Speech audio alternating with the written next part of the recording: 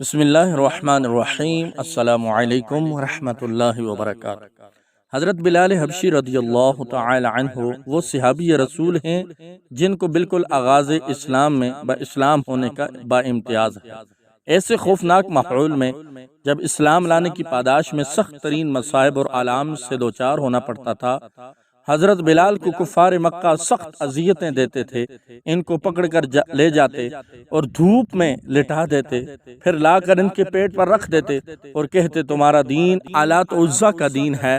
حضرت بلال حبشی رضی اللہ تعالی عنہ کہتے میرا پروردگار اللہ ہے، ایسے ایسے مصائب جھیلتے مگر سینے میں عشق مصطفیٰ صلی اللہ علیہ وسلم اس طرح پیوست تھا کہ سارے آلام و مصائب ان کے سامنے کیا تھے۔ ایک دن حضرت بلال حبشی رضی اللہ تعالی عنہ خانہ کعبہ میں داخل ہوئے۔ قریش کو اس کا علم نہ تھا۔ آپ نے ادھر ادھر دیکھا تو کوئی نظر نہ آیا، بس آپ بتوں کے پاس آ کر ان پر تھوکنے لگے اور کہنے لگے وہ لوگ ناکام اور خسارہ میں ہیں جنہوں نے تمہیں پوجا۔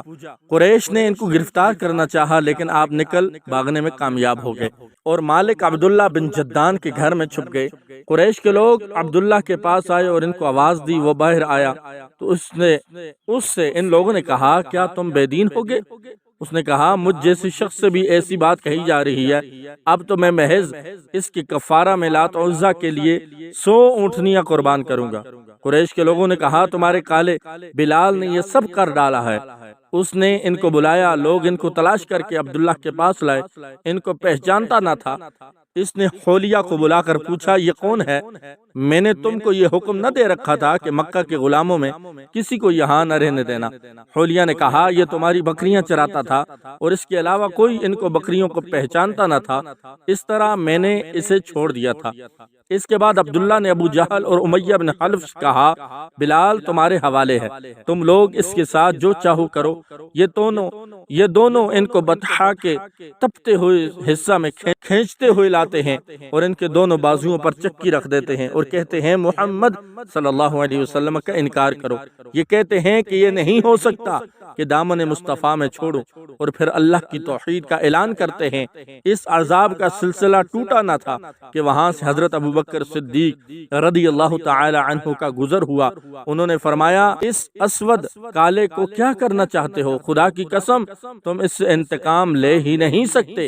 امیہ بن خلف نے اپنے آدمیوں سے کہا دیکھو میں ابوبکر کے ساتھ ایک ایسا کھیل کھیلتا ہوں کہ ابھی تک ان کے ساتھ یہ کھیل کسی نے نہ کھیلا ہوگا۔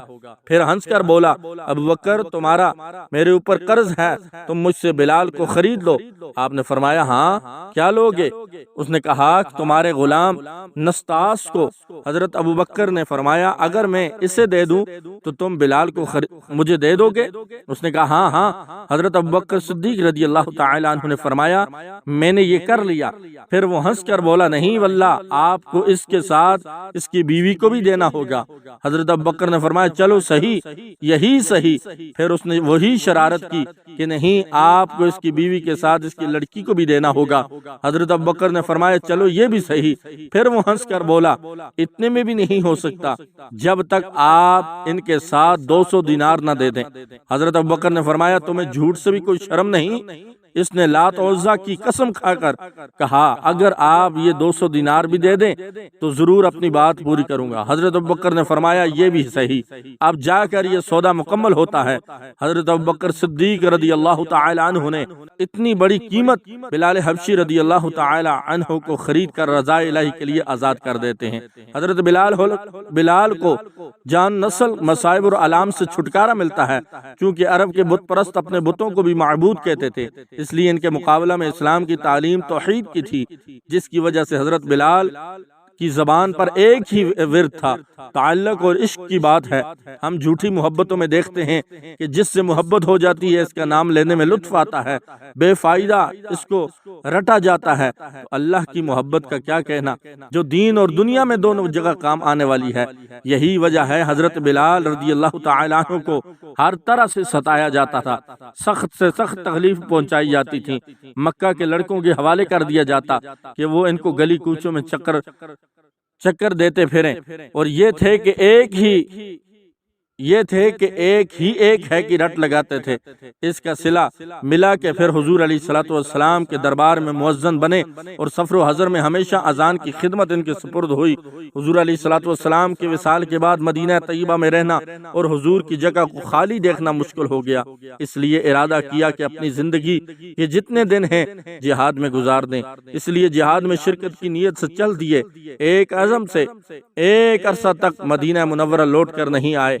ایک مرتبہ حضور علیہ السلام خواب میں زیارت کی، حضور نے فرمایا بلال یہ کیا ظلم ہے، ہمارے پاس کیوں نہیں آتے؟ تو آنکھ کھلنے پر ہی مدینہ میں حاضر ہو گئے۔ حضرت امام حسین نے اذان کی فرمائش کی، لاڈلوں کی فرمائش ایسی نہیں تھی کہ انکار کی گنجائش ہوئی۔ اذان کہنا شروع کی اور مدینے میں حضور علیہ السلام کے زمانے کی اذان کانوں میں پڑھ کر کوہرام مچ گیا، عورتیں تک روتی ہوئی گھروں سے نکل پڑی۔ چند روز قیام کے بعد واپس مدینہ ہوئے اور 30 ہجری کے قریب دمشق میں آپ کا وصال ہوا۔ علامہ اقبال رحمۃ اللہ تعالی علیہ نے حضرت بلال حبشی رضی اللہ تعالی عنہ کے عشق رسول کی کیا خوب منظر کشی کی ہے۔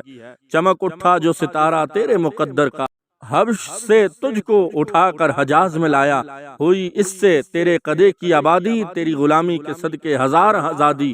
وہ آستان نہ چھٹا تجھ سے ایک دم کے لیے، کسی کے شوق میں تو نے مزے ستم کے لیے۔ جفا جو عشق میں ہوتی ہے وہ جفا ہی نہیں، ستم نہ ہو تو محبت میں کچھ مزہ ہی نہیں۔